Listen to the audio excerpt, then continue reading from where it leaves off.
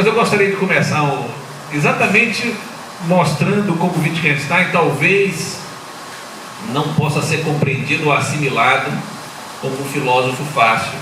É fácil fazer um evento desse, né? Você conta a história que Wittgenstein foi flagrado por um alojamento.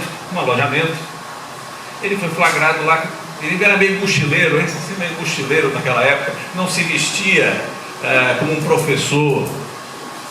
E aí chegou o professor, percebeu, viu aquele sujeito andrajoso, né, com ar de rebelde sem causa, né, e disse, olha, com ar, uma pompa inglesa, disse, temo, para dizer que ele não estava no lugar adequado, que ele, sem querer, estava ocupando um espaço equivocado, disse, temo que vamos ter aqui um congresso de filosofia. E ele disse, eu também, né? Eu acho que quando eu me disponho a organizar um congresso desse tipo, eu não posso esquecer essa história, essa anedota, que um congresso de filosofia pode ser um dos lugares onde menos se pratica filosofia. Um congresso de filosofia pode ser a negação da filosofia se ele for feito à maneira científica, né? Como imaginando que a reunião de pessoas que trabalham com filosofia, essa reunião vai trazer resultados, um progresso efetivo no conhecimento, uma série de proposições, de tal sorte que ao final desse congresso possamos decidir de uma vez por todas, por exemplo, a vitória de Aristóteles sobre Platão, ou de Hume sobre Descartes, né? E é claro, de Wittgenstein sobre todo o resto, né? Essa ideia de progresso na filosofia é uma ideia que compreende a filosofia à maneira da ciência, como se um saber qualquer precisasse se consolidar pela produção de verdades. E eu digo, não, ao contrário, a filosofia é o lugar, é o tipo de atividade relativamente artesanal que guarda sentidos, que conserva a pergunta, que não se satisfaz com a resposta, que quer retirar do outro, não vencer simplesmente, mas quer retirar do outro os melhores argumentos, e, em certa medida, que, curiosamente, não considera a repetição um vício. Né? Em que sentido não considera a repetição um vício? É como um lugar que guarda os sentidos, é um lugar que pode ser visitado várias vezes, e vai ter um efeito formador várias vezes. Então nós podemos reler Descartes, né, com uma inocência extraordinária e nos formarmos com isso. Nós podemos nos formar com isso, nós podemos entender as tensões desse pensamento e não simplesmente imaginar que tal pensamento que supostamente fez a divisão precisa entre mente e corpo estaria superado por qualquer contribuição científica. Em certa medida, o trabalho filosófico tem essa natureza especial, extemporânea, extravagante, de não se medir nem pela verdade imediata, nem pela utilidade imediata. Então me permitam, mas então, o que é que move esse saber que não é tão útil e parece não ir muito a qualquer lugar? Permitir, que fonte, o que é que o alimenta? O que é que alimenta o pensamento filosófico à maneira do Wittgenstein? Wittgenstein tem uma certa resposta para isso. Por que é que, em certa medida, Platão ainda é atual? Por que as questões relativas ao ser ainda nos tocam? Por que não são superáveis, simplesmente, como um cientista pensaria poder fazer essa superação da metafísica pela ciência? Por que não são superáveis? Uma resposta para o Wittgenstein está num texto, um fragmento de 1932, você já viu o Wittgenstein intermediário, é o Wittgenstein dividido entre a sua primeira elaboração, tratados lógico-filosóficos e as investigações filosóficas, e ele diz: estamos sempre a ouvir de novo a observação de que a filosofia não faria qualquer progresso, que os mesmos problemas filosóficos que já ocupavam os gregos ainda nos ocupam. Ao contrário da ciência, hein? A ciência, em certa medida, alguém que se forma em física pode ter a curiosidade de aprender o que é que Aristóteles dizia sobre a queda dos corpos. Não deixa de ser uma versão muito mais instigante do que as versões atuais. Mas seria uma anedota. Ele não vai se tornar um físico profissional porque sabe Aristóteles. É indiferente saber Aristóteles para fazer isso. Em certa medida, o mais recente é o mais importante.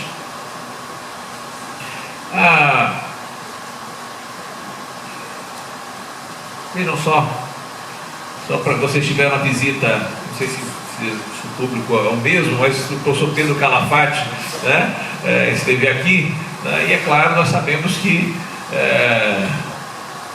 Vieira, né, Antônio Vieira, dada os paradoxos, né, e as situações as mais ambíguas e tensas próprias do seu barroco, do seu estilo barroco, gostaria muito de retomar a famosa querela dos antigos e dos modernos, dizendo que os modernos são os verdadeiros antigos. Em que sentido? Porque se são modernos, tem mais acúmulo, né? já conhecem mais, né? Então, na verdade, os modernos são os antigos, e os antigos, sim, eram inocentes, incipientes, né? Estavam ainda por aprender. Ora, essa visão é uma visão da ciência, de imaginar que os modernos podem dispensar, inclusive, a inocência original, né, do pensamento, porque já resolveu questões que não precisam ser recolocadas. Tipo, isso está resolvido. Poderia fazer um livro contábil, né, e de um lado deve haver, né, a receita seria muito curiosa. Pois bem, mas aqui ao contrário, Wittgenstein está dizendo: estamos sempre a ouvir de novo a observação de que a filosofia não faria nenhum progresso, que os mesmos problemas, vejam só, os mesmos problemas que já ocupavam os gregos ainda nos ocupam. A diferença da ciência, o progresso parece não ser uma possibilidade do saber, do labor filosófico. Aqueles que o dizem, porém, não compreendem a razão porque isto é assim. Em filosofia tem aqui uma interessante, tem uma variante, e ele diz: tem que ser assim. Lembre-se, filosofia. Vamos pegar só essa variante aqui, essa hesitação filosófica do Wittgenstein. Escreveu, porque isto é assim, uma questão de fato. Isto é assim, isso que a ciência gosta, né? E aí ele faz uma ponderação, porque tem que ser assim, porque a filosofia em geral trabalha com modalidades mais fortes. Ela não diz só das coisas que são, mas fala das coisas que devem, porque devem ser assim, né? E conserva sempre a pergunta acerca da necessidade de as coisas serem assim, né? Então, por que é que tem que ser assim? A razão, diz ele, é a de que a nossa linguagem, é uma resposta deles, pode dizer, essa é a resposta científica de Wittgenstein. Ele aponta para a linguagem como a fonte dos problemas, né? E a fonte da preservação perene dos problemas filosóficos. É porque a nossa linguagem se manteve igual e nos leva sempre para as mesmas perguntas. Enquanto houver um verbo ser que parece funcionar como comer e beber, enquanto existirem os adjetivos idêntico, verdadeiro, falso, possível, enquanto se continuar a falar de um fluxo do tempo, ou seja, usarmos uma imagem para cifrar o tempo, uma imagem que talvez seja paradoxal, né, porque em certa medida espacializa o tempo, né? E falar de uma extensão do espaço, etc, as pessoas continuarão sempre a confrontar-se com as mesmas dificuldades enigmáticas e a espantar-se com algo que nenhuma explicação parece poder remover. Ou seja, são ineludíveis essas questões, e as respostas, essas sim, são passageiras, e as respostas, essas sim, não parecem implicar um progresso no sentido científico de supressão de respostas antigas. E isso satisfaz, para além disso, uma exigência de sobrenatural, de transcendente, pois na medida em que creem ver a fronteira do entendimento humano, elas creem as pessoas naturalmente poder ver para além dele. Ora, esse é o primeiro ponto. Então,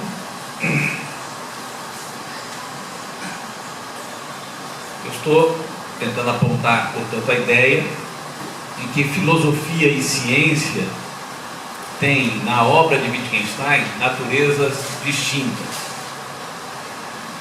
Em primeiro lugar, estou tentando sugerir que uma das razões dessa, independente da identificação das fontes dos problemas filosóficos, eu sugiro que, correto ou não Wittgenstein, né, se a fonte dos problemas filosóficos é ou não a linguagem, que seria uma tese, né, verdadeira ou falsa, considero que o mais importante é identificar que há um lugar na interrogação filosófica que envolve uma pergunta para além do fato, que envolve uma normatividade do nosso pensamento acerca de por que as coisas são dessa forma.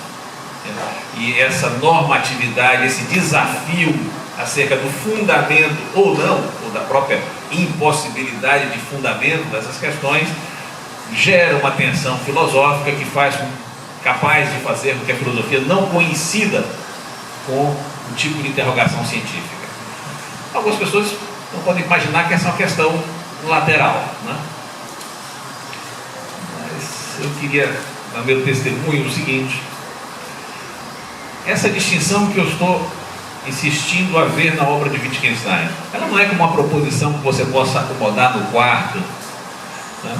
Jogar ali entre os alfarrábios, esquecer, olha, Wittgenstein acredita nisso. Então, essa proposição, ela é insidiosa, e eu creio que ela separa a obra de Wittgenstein de boa parte da obra dos filósofos contemporâneos.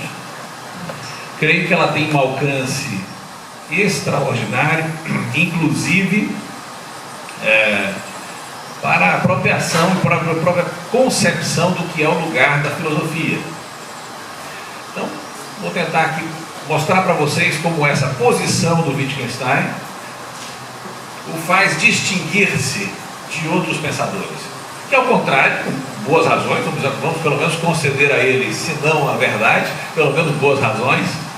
Há pensadores que julgam que as grandes questões filosóficas serão passíveis de um tratamento científico, que não há, portanto, uma diferença de método essencial entre o que é próprio da interrogação filosófica e o que seria próprio do trabalho científico de acumulação de verdades.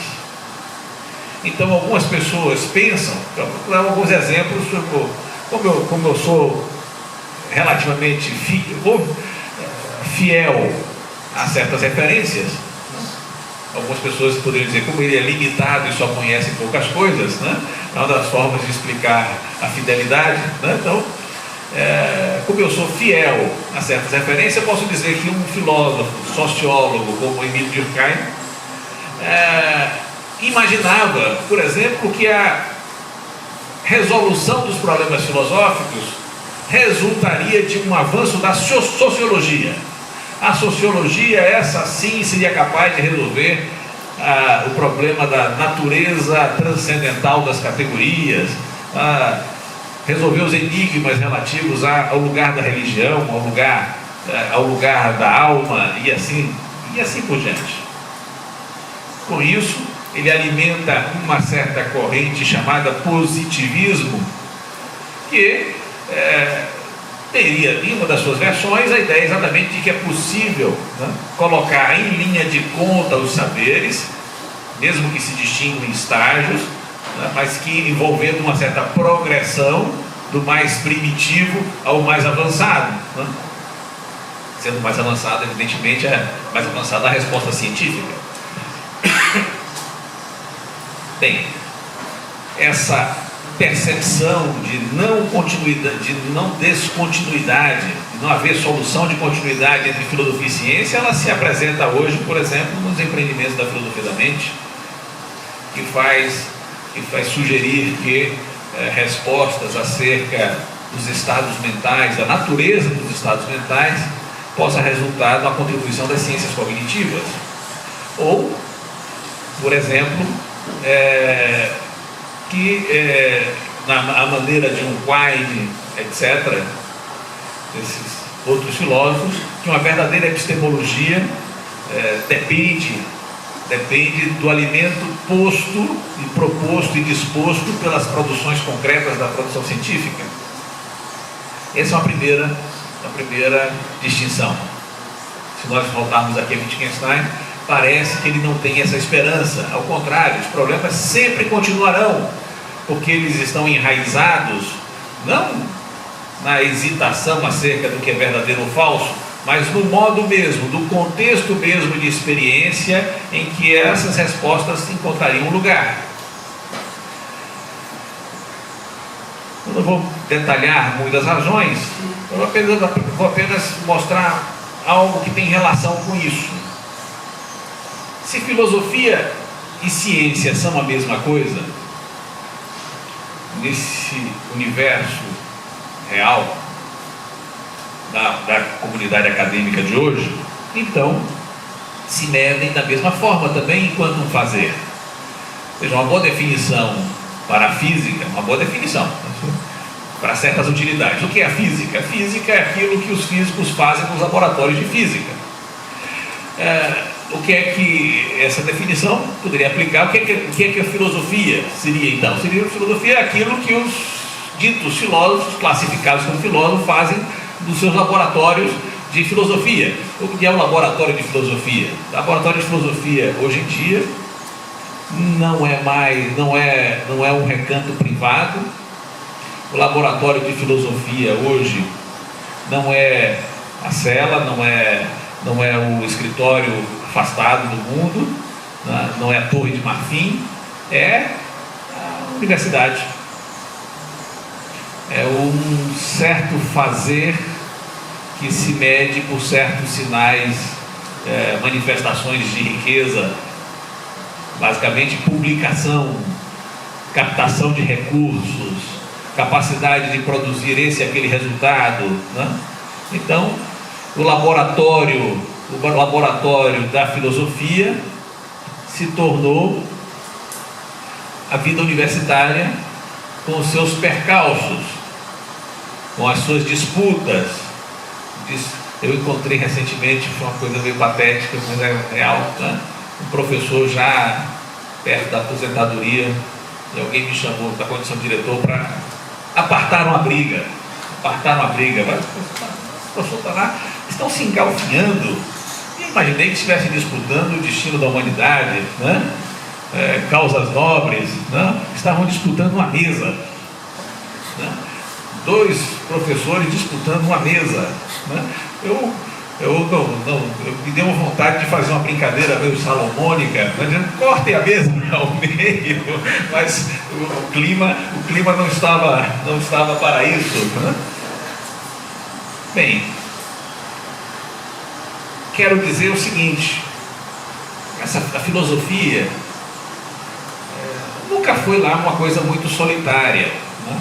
A filosofia, como filosofia, não é uma iluminação. Nunca foi uma iluminação. Ela sempre foi um tipo de exercício intelectual que você espera que outra pessoa possa também ter. Mesmo Santo Anselmo, sozinho, dialogando com Deus diretamente, né? Chamando de tu e pedindo ajuda no caminho para providenciar uma prova de sua existência, esse caminho solitário supostamente é um caminho que poderia ser percorrido por outras pessoas. A filosofia, enquanto tal, ela se apresenta como uma possibilidade pública de exercício, de debate relativamente criterioso. Quais são os critérios? Podemos discutir, né? De alcançar o sentido, de produzir, evidentemente, através dessa produção de sentido, algumas verdades. Então ela não é solitária. Mas nunca imaginamos que ela pudesse ser tão amesquinhada como, por exemplo, realizar-se num ambiente que as pessoas disputam mesas, né? Mesas, cadeiras, recursos, bolsas de iniciação científica, número de orientandos, etc. Mas ao fazer isso, veja bem, a filosofia,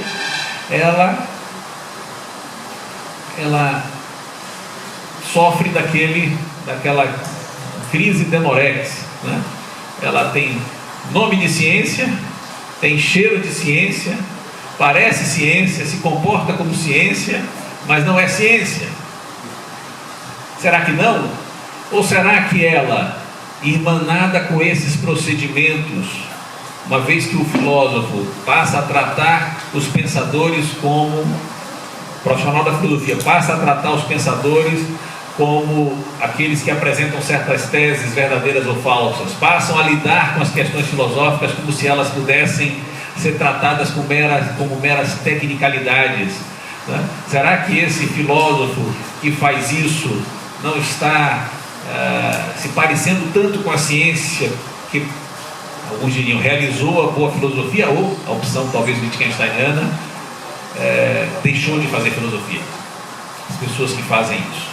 Só para vocês entenderem, eu estou dizendo que essa questão da distinção entre filosofia e ciência em Wittgenstein não é de só menos importância, e não é apenas teórica, tem a ver com a relação que um indivíduo que está disposto a pensar seriamente sobre questões de grande relevância humana, qual a maneira de realizar isso no ambiente da universidade. Como realizar essa reflexão no ambiente da universidade sem desnaturar essa reflexão, sem torná-la semelhante àquilo que se faria como história das ideias, como mera sociologia e assim por diante. Outra historinha de Wittgenstein talvez mostre desse sentido. Wittgenstein, para os seus alunos, né, que queriam, aqueles vocacionados, ele dizia: meu filho, vai fazer outra coisa, vai fazer medicina, direito, engenharia, né? Outra, vai ser marceneiro. Wittgenstein gostava, vai ser marceneiro. É que ser marceneiro também na Alemanha ou na Inglaterra valia a pena. Vai ser marceneiro, vai fazer uma coisa útil, né? O ambiente da universidade retira o oxigênio das pessoas, né? Mata o pensamento. E dizia. Aí alguns estudantes reagiram: mas e você, em seu caso? Eu crio minha própria atmosfera. Ele tinha uma autoestima elevada, é verdade. Mas aí é uma concepção. Veja, ele estava naquele momento numa universidade que continua sendo uma das mais importantes do mundo, né? Estava em Cambridge, que continua sendo uma das mais importantes universidades do mundo, e em especial para a filosofia continua sendo um dos centros mais privilegiados. Ele dizia: nesse ambiente onde se espera reconhecer o filósofo como aquele que trabalha nos laboratórios de filosofia, ou seja, na universidade, nesse ambiente a filosofia morre. Por quê? Porque se faz à maneira da ciência. Ela imagine, naquele tempo já seria chamada a se comportar ou a prestar contas ao labor científico. E com isso perdia esse modo de formação que é próprio da ciência. Então estou tentando, só para conversarmos mais sobre isso, mostrar que, primeiro, vou retomar, estou falando de filosofia, tentando mostrar para Wittgenstein que tem uma certa tese porque a filosofia permanece, mas o mais fundamental é a ideia de que filosofia e ciência, embora se pareçam muito, se realizem no mesmo ambiente, e filósofo também pode disputar recursos, filósofo também forma pessoas, filósofo também trabalha, também publica, também procura produzir, precisa fazer isso até para garantir seu espaço, para demarcar seu espaço, para levar a mesa, né, para ganhar a mesa finalmente. O filósofo precisa fazer todas essas coisas, mas ao fazer tudo isso, esse é o desafio. Precisa fazê-lo guardando a dimensão de formação como essencial, guardando essa artesania, ou seja, os procedimentos dessa artesania intelectual, como se nós pudéssemos compreender a precedência do método sobre o resultado, como sendo de suas marcas. Essa é o que eu estou tentando mostrar. Então, primeiro, quero mostrar que isso não é uma questão teórica, entre outras. Isso não é uma questão teórica quem decida. Quem é a favor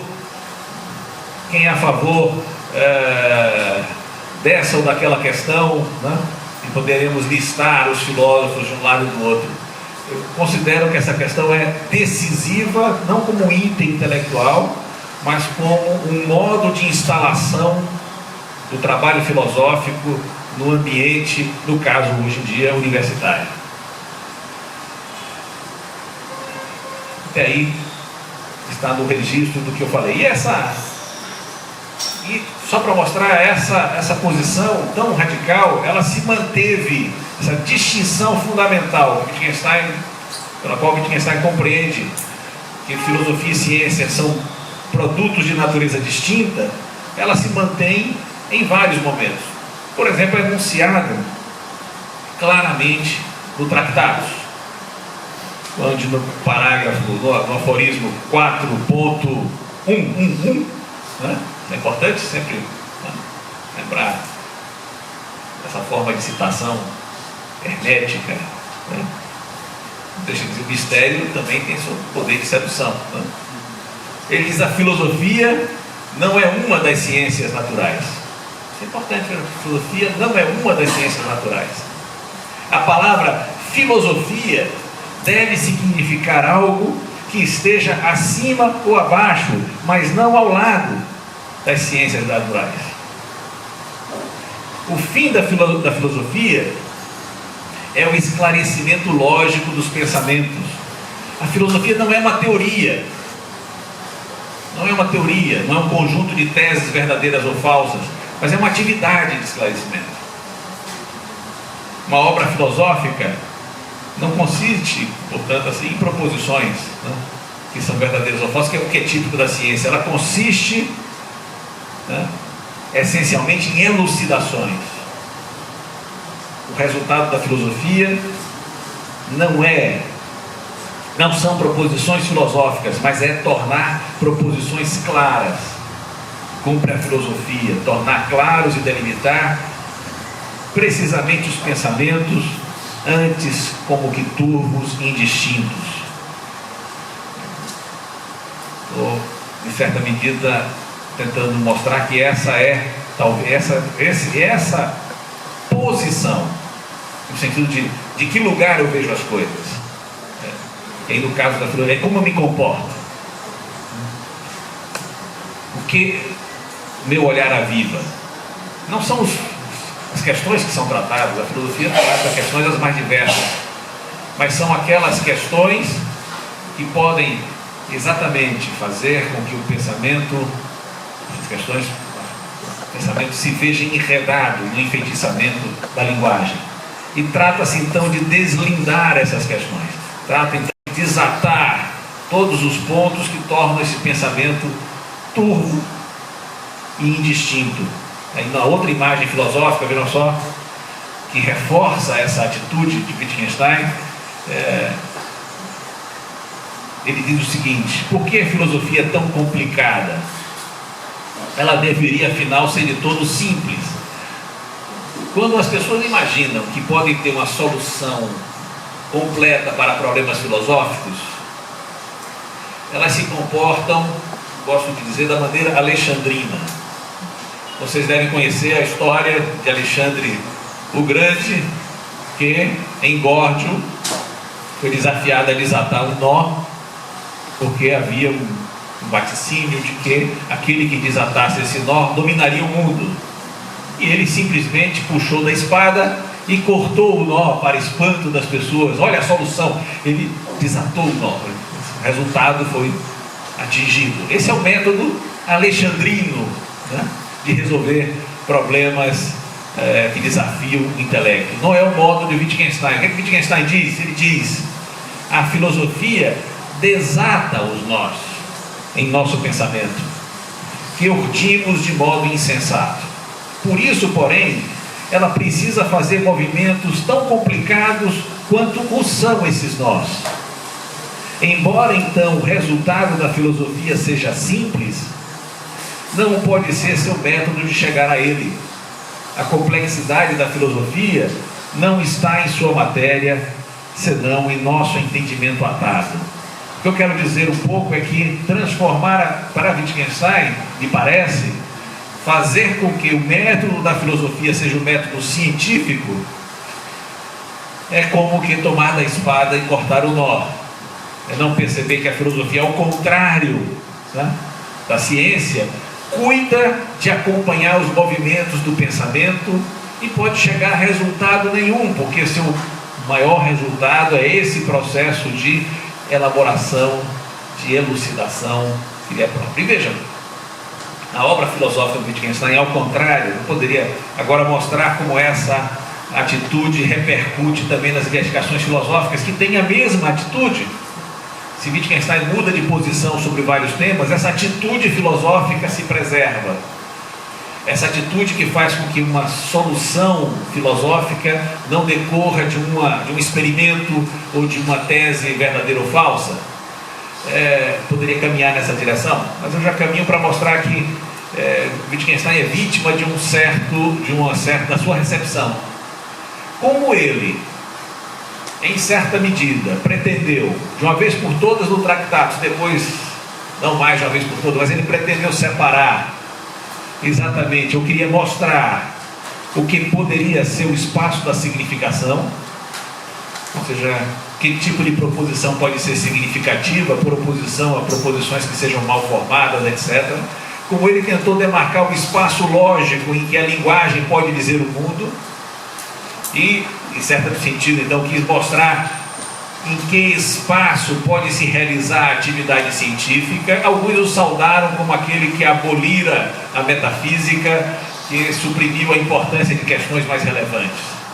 Mas exatamente o Wittgenstein, que tem a compreensão fina da diferença, fina e essencial da diferença entre filosofia e ciência, tinha a consciência de que demarcar o campo da ciência não era tocar as questões mais importantes da vida, não era resolver as questões mais importantes da vida, não era, digamos assim, abolir aquilo que nos move, abolir aquilo que nos faz pensar o sentido, mais do que chegar a algumas verdades. E é nesse sentido que, ao ter feito essa tarefa, pela qual ele demarca o campo do significativo e chega à conclusão de que o significativo não é relevante e que o relevante não pode se resolver em proposições científicas, ele mostra que ter feito essa demarcação, no Tractatus ele pensava ter feito isso de uma vez por todas, ter feito essa demarcação tendo sido bem feita, ele chegara a verdades intocáveis definitivas, mas sabia, tinha um sentimento ao mesmo tempo de como importava pouco fazer essa demarcação, do que se tratava de resolver as grandes questões de vida. Bem, eu fiz um certo percurso, um pouco, tentando mostrar essa posição singular de um filósofo que está na parede de todos os filósofos analíticos, de todos aqueles que prezam a ciência, e de que às vezes não compreendem o espírito de sua obra, que não é de supressão do trabalho filosófico em favor da ciência, mas ao contrário, de conservação do trabalho filosófico como um trabalho que se repete, que se renova em cada um que tenha que elucidar esses problemas que eternamente serão renovados pelo próprio, no caso da sua opinião, pelo próprio uso da linguagem, e que se situam, portanto, numa dimensão que vai além do simples recenseamento de fatos, por um lado, a compilação disso em proposições que os espelhem ou que os digam de alguma forma, mas que, ultrapassando essa tarefa, se coloca nessa posição, que é a posição mesmo da produção e renovação do sentido. Eu espero ter sido claro. Obrigado.